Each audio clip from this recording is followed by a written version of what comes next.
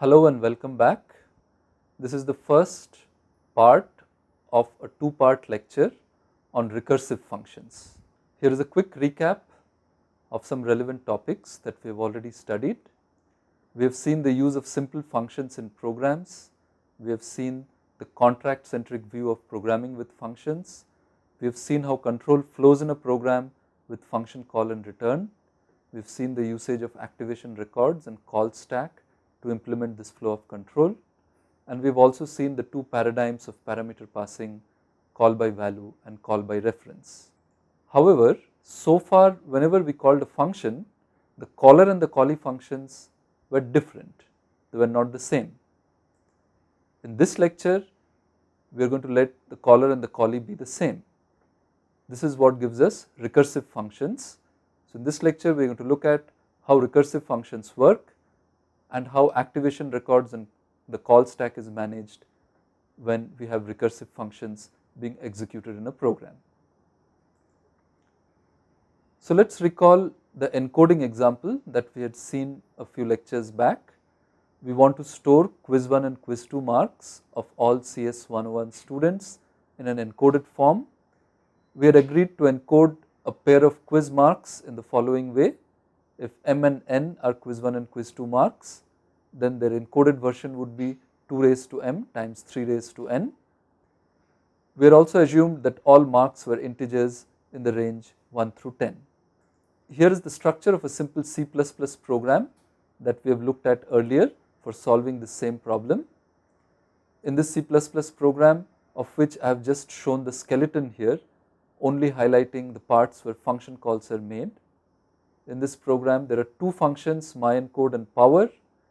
Inside the main function we have a for loop which iterates over all the students in the class, reads their marks and then invokes the function myencode to compute the encoded form of quiz 1 marks and quiz 2 marks.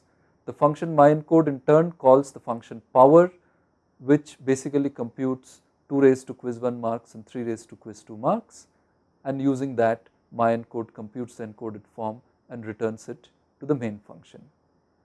Now if you look at the structure of this program, you will notice that the myencode function is being called from within the main function, but these are two different functions. Similarly, the power function is being called from within myencode, but once again power and myencode are two different functions. Now one can ask that, well, instead of letting one function call a different function, what would happen if we let a function call itself, or what would happen if we let two functions mutually call each other? So function 1 could call function 2 and function 2 in turn could call function 1. What could possibly go wrong if we let this happen? Well, in order to understand how this might work or not work, let us try to look at the specific example that we have just seen, which is the encoding example for CS 101 students, and observe that this encoding function, instead of being written as 2 raised to m times 3 raised to n, could also have been written in the following way, where I am saying that given m and n where both are greater than 1, the encoded version of m and n is obtained from the encoded version of m comma n minus 1, and because I have reduced n by 1 and 3 appears in the exponent, therefore I have to multiply this encoding by 3. Similarly, if n is equal to 1 but m is greater than 1, then I could compute the encoded version of m comma n as encoded version of m minus 1 comma 1, n is already 1 here, multiplied by 2, and once again why is this multiplication by 2? Because I have reduced m by 1 and m appears as the exponent of 2, so I have to multiply this encoded value by 2. And finally, if m and n both become equal to 1, then the value of the encoded function is 2 times 3, which is 6.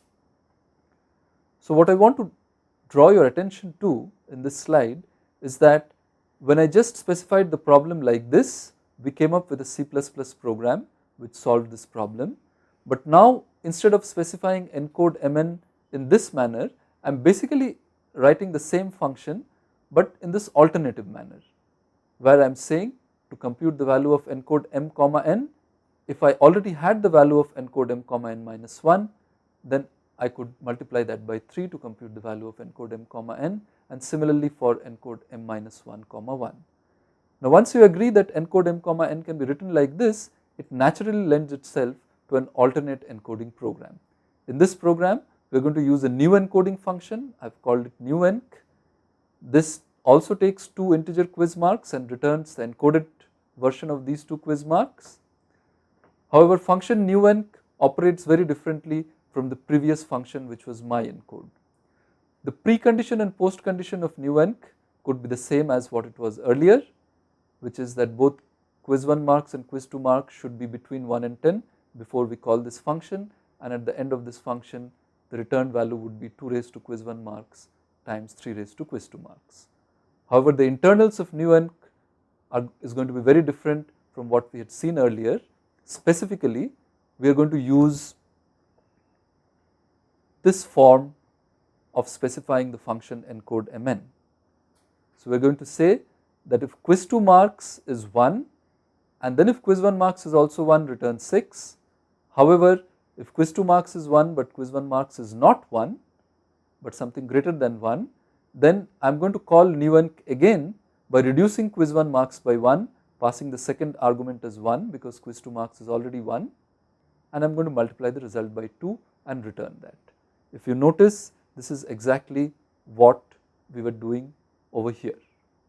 And then of course I could have code implementing the other part of this formulation.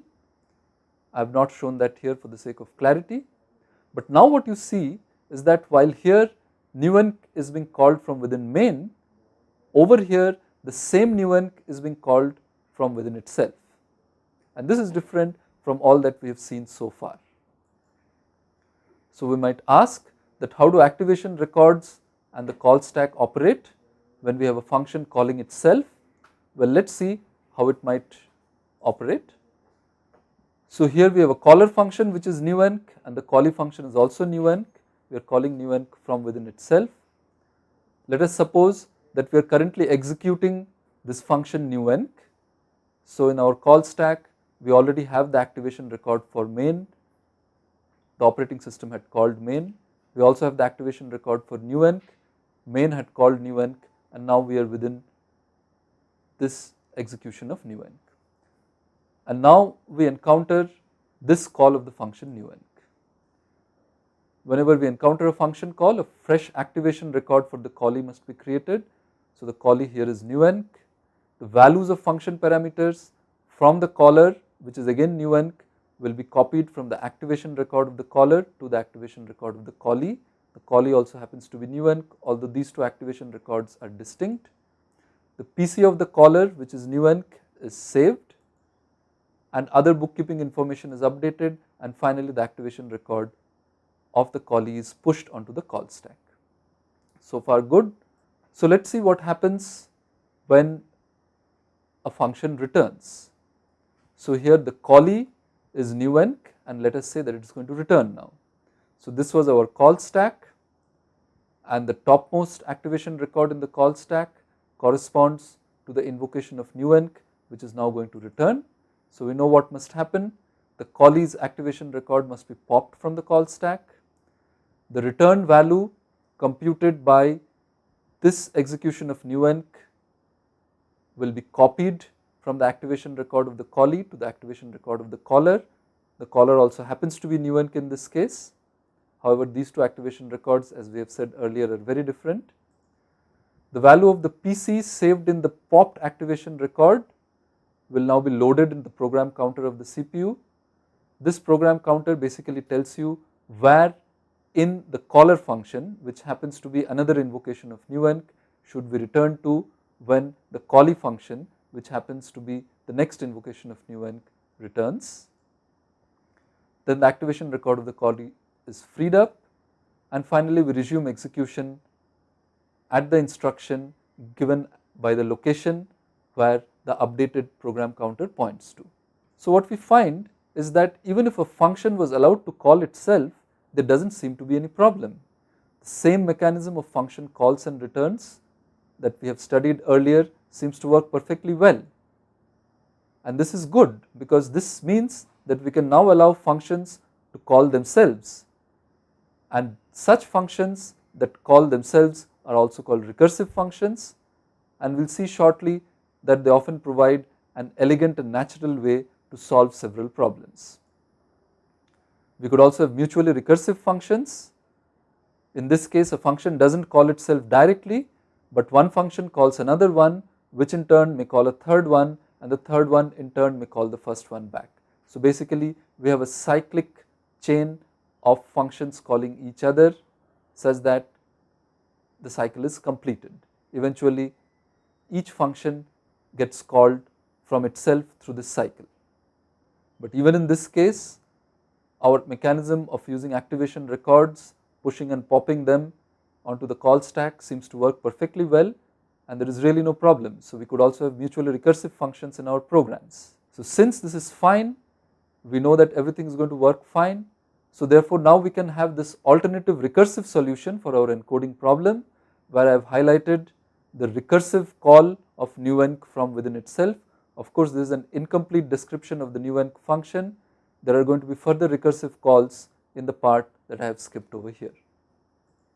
So in summary, we have looked at recursion as a programming construct.